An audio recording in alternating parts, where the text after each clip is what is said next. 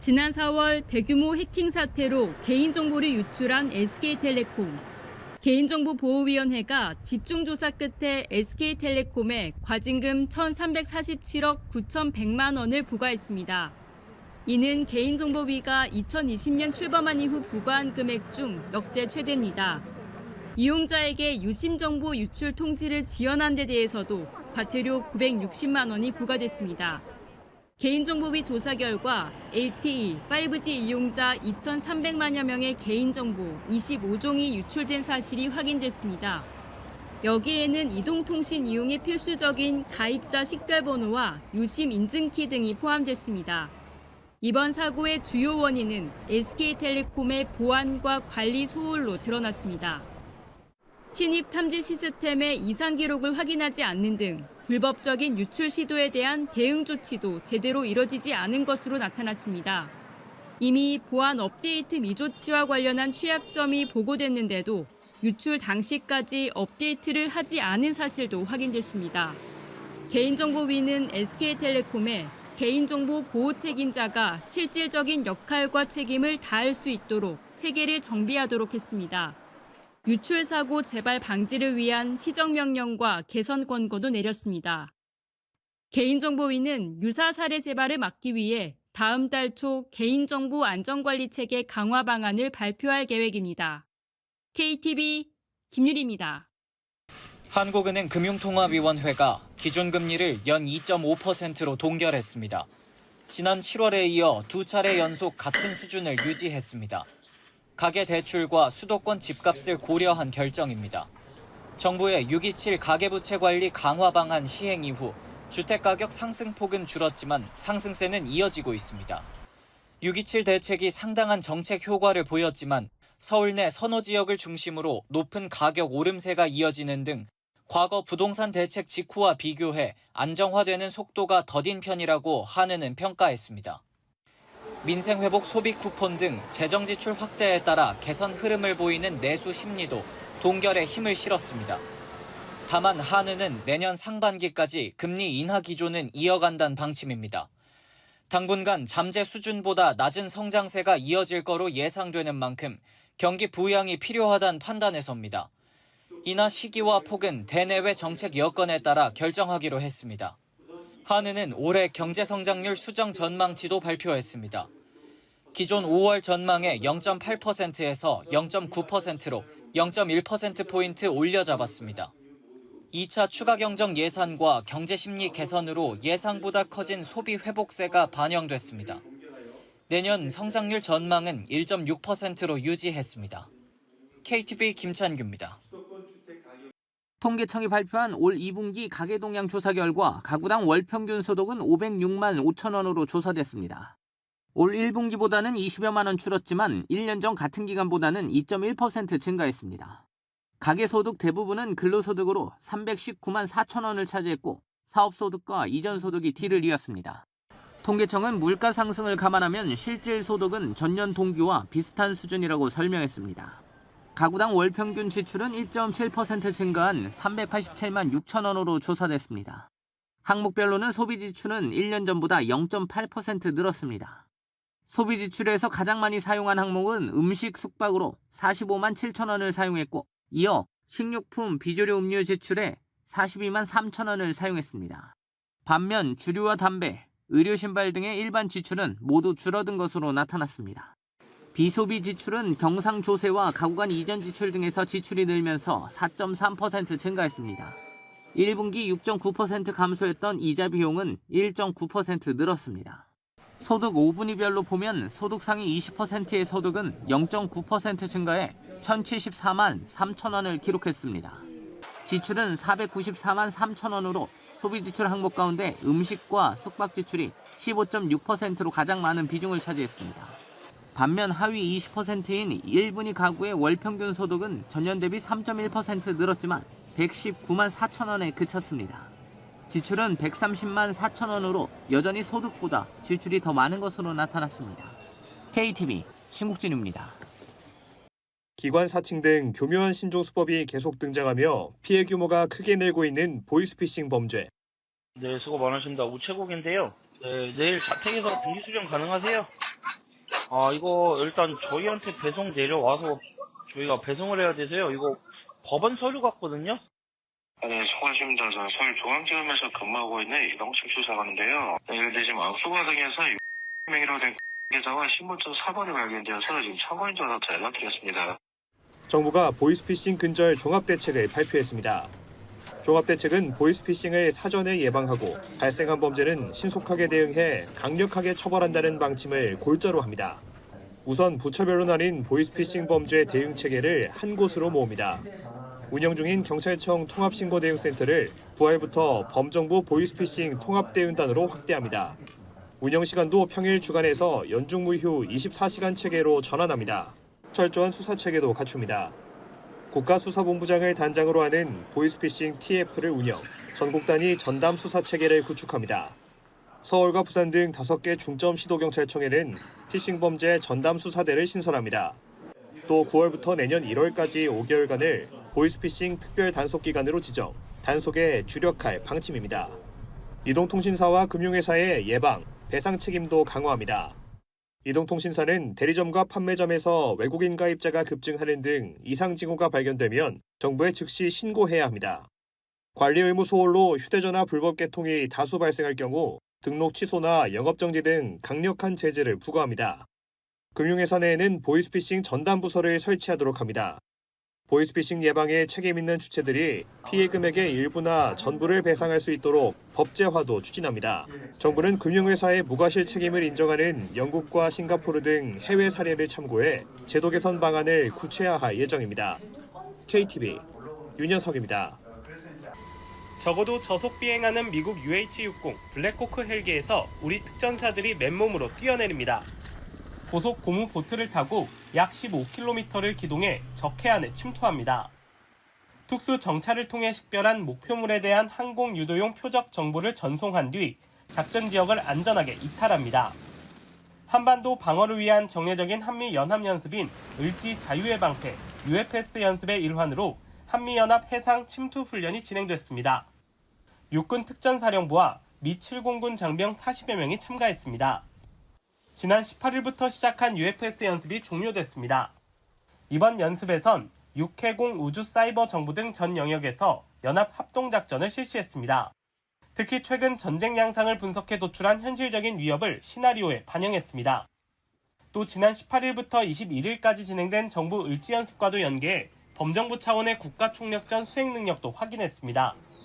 한미 군당국은 한미동맹의 굳건한 방어태세를 재확인하고 연합 대비태세를 더욱 강화했다고 밝혔습니다. 아울러 어떠한 도발도 억제하고 필요시 양국을 방어할 수 있는 능력을 입증했다고 강조했습니다. 한편 연습기간 계획됐던 40여 건의 야외 기동훈련 중 20여 건은 폭염 등을 이유로 다음 달에 실시하기로 했습니다. KTV 문기혁입니다. 중국 외교부도 다음 달 3일 베이징에서 열리는 중국 항해전쟁 승전 80주년 기념 행사에 26명의 외국 국가 원수와 정부 순회가 참석한다며 김 위원장과 푸틴 러시아 대통령 등의 참석자 명단을 발표했습니다. 우리 측에선 우원식 국회의장이 참석합니다.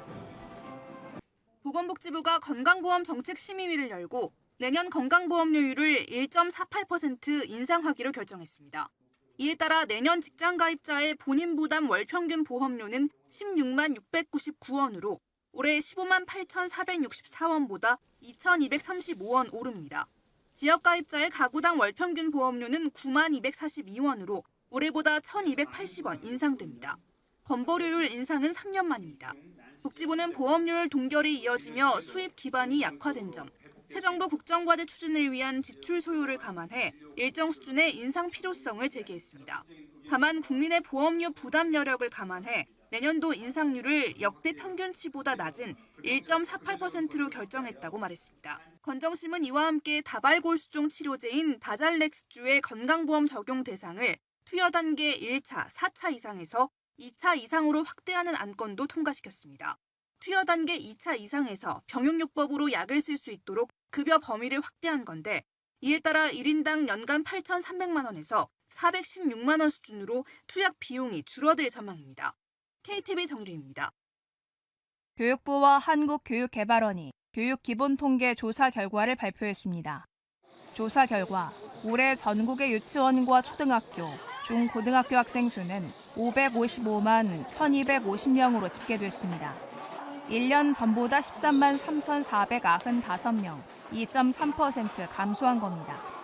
특히 유치원생과 초등학생의 감소세가 두드러졌습니다.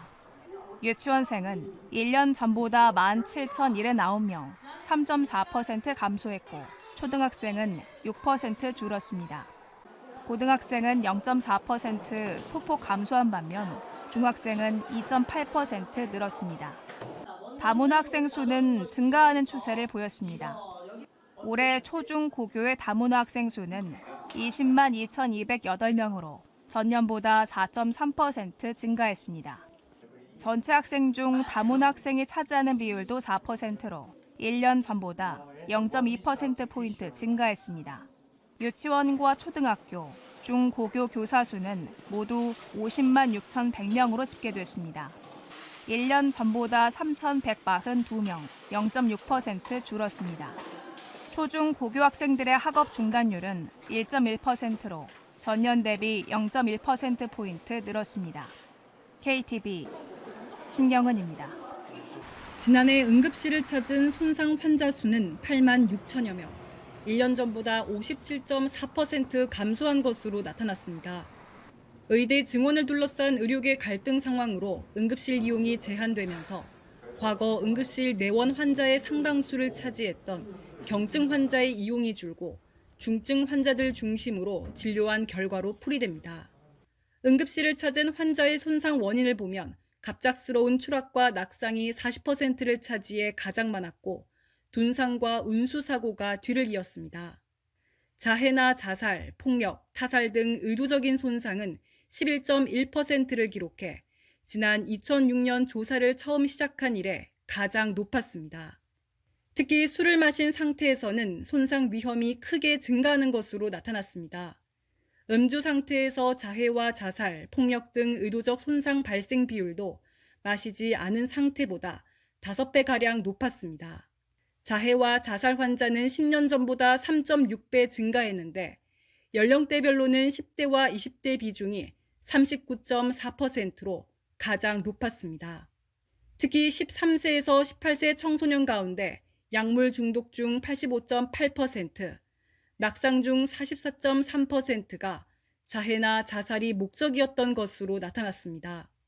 이와 함께 손상 환자 발생 유형 중 운수사고의 경우 개인형 이동장치를 포함한 기타 육상 운송수단 비율이 10년 전 0.4%에서 지난해 5%로 12.5배 늘었습니다. 연령대별로 보면 고령화 추세로 70대 이상이 전체 손상 환자 중 가장 많았고 이들 중 낙상 환자 비율이 10년 전과 비교해 2배 이상 늘었습니다. 아울러 소아 청소년 환자의 경우 1세에서 2세는 차량 내 사고가, 7세에서 12세는 자전거 사고가 가장 많아 주의가 필요한 것으로 나타났습니다. 질병관리청은 이번 통계를 바탕으로 응급 손상 환자의 발생 원인과 위험 요인을 분석하고 생애 주기별 맞춤형 손상 예방 정책 개발에 나설 것이라고 밝혔습니다. KTV 이리나입니다. 지난 6월 경북 상주의 한 중학교에서 씨름부 감독이 학생 선수의 머리를 삽으로 내리쳐 다치게 했습니다. 사건은 발생 2달 후에야 극단적 선택을 하려던 학생을 구조하는 과정에서 밝혀졌습니다.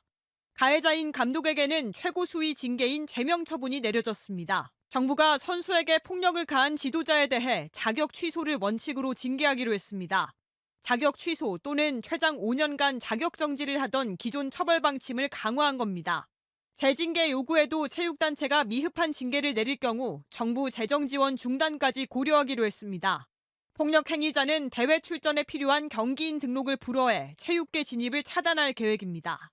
체육계 폭력에 대한 점검과 실태 조사도 강화합니다.